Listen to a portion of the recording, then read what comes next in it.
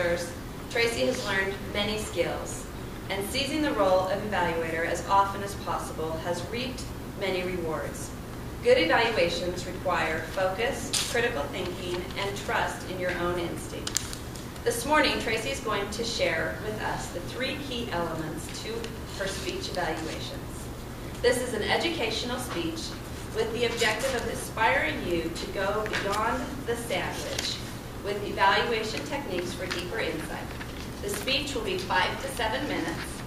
The speech titled, Beyond the Sandwich, Evaluation Techniques for Deeper Insight. Please welcome Tracy.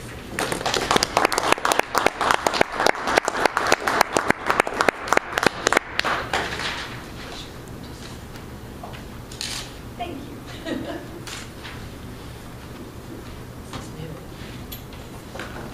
Good morning, everyone.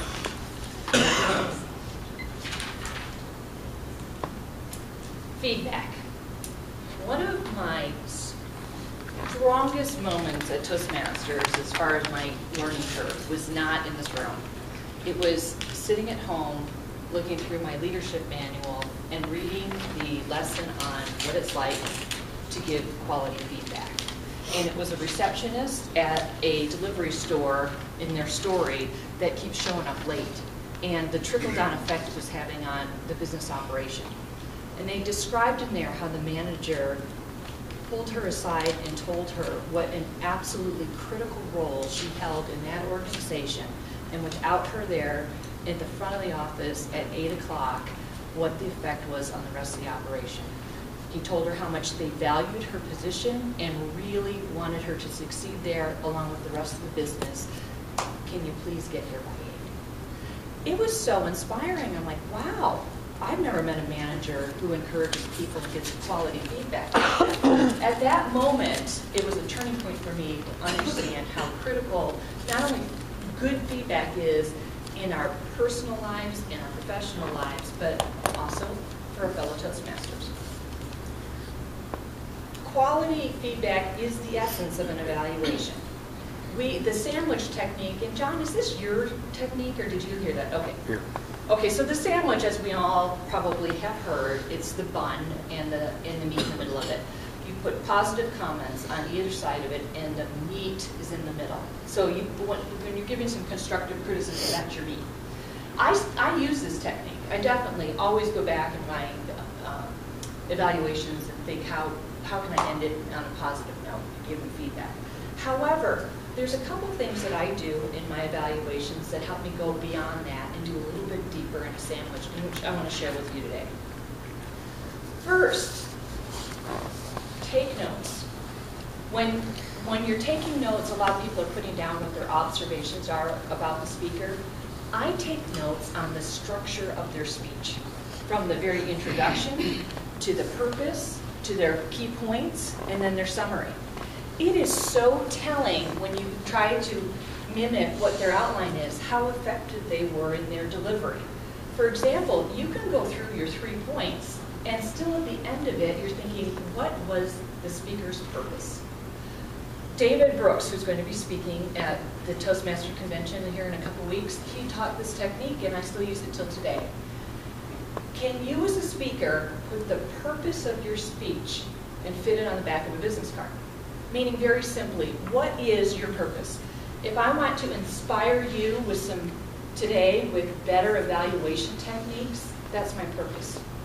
If you can't, at the end of the speech, figure out what the speech purpose was, that's something for you to give feedback on. Evaluate it. So if you look back at the skeleton of speech, examining your notes, it's going to tell you a lot about what the quality of that speaker's content was. And was it rational? Was there a logical flow? I'll share with you a story that was really, once again, helped me understand the importance of this. If some of you remember Bill Mullen, he's a financial planner, veteran Toastmaster. I was his evaluator one day, and Bill was given a pretty technical speech on financial planning.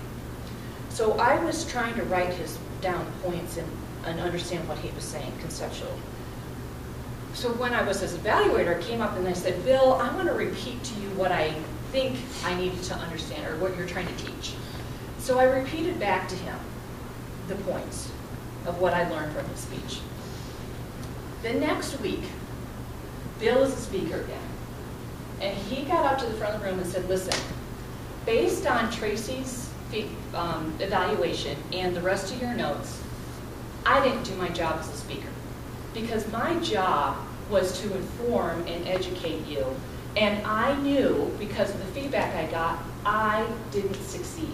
So I'm here again to give this same speech, but I've revised it so that I can communicate better. Well, the epiphany in that moment with Bill was, it's our job as speakers to be very clear and concise. If the evaluator is confused by the message or wasn't sure where you're going, you got to tell the speaker. This is the core. You're not up here for 7 minutes to entertain, always, right? Sometimes you are. But usually there's structure. Give feedback about the structure of the speech. What was the purpose? What are you walking away with? Well, I was sitting here a couple weeks ago with another speaker or evaluator, and she said, I don't know what to say because I really didn't get the speech. Well, there's the essence of your evaluation right there. Number 2 is to percolate. I am not a very good evaluator when it comes to competition. And the reason is that the competition rules state that you have to be, you have 5 minutes to write up your evaluation, your notes are taken away, and then you get up in front of the club and you evaluate. I need more time than 5 minutes. So after I've written out my notes and I'm examining it, during table topics, that's when I'm percolating and really thinking, what did I like about what Julio did, and what am I going to remember? What made me laugh? Then these are the insights that start coming to me as far as what the speaker did well and where they can improve. So percolate. Don't sit there and write up yet what you're going to say. Think about it. Use your critical thinking skills. The last part of my feedback and evaluations has to do with how you're giving the feedback. My rule of thumb is that when my speaker that I'm evaluating leaves this room, I want them to be inspired and have enough confidence that they want to come back and give it another shot and raise their speaking level. It is not at all to demoralize, and I'm not up here as an evaluator to trump how smart I am and how much I know about public speaking. It's completely for the benefit of that speaker. So how do you give feedback in kindness that they are going to want to come back? So I do this a lot by saying, have you considered this technique? Or I will almost rewrite something for them and give them some better feedback on how they can present and use more, or show them where there was humor and they didn't even capitalize on it. So the 3 points are, take notes, get the skeleton, spend time percolating, use your instincts to say, what did I like and didn't like about the speech? And then deliver it with kindness and inspire them to return. Thank you.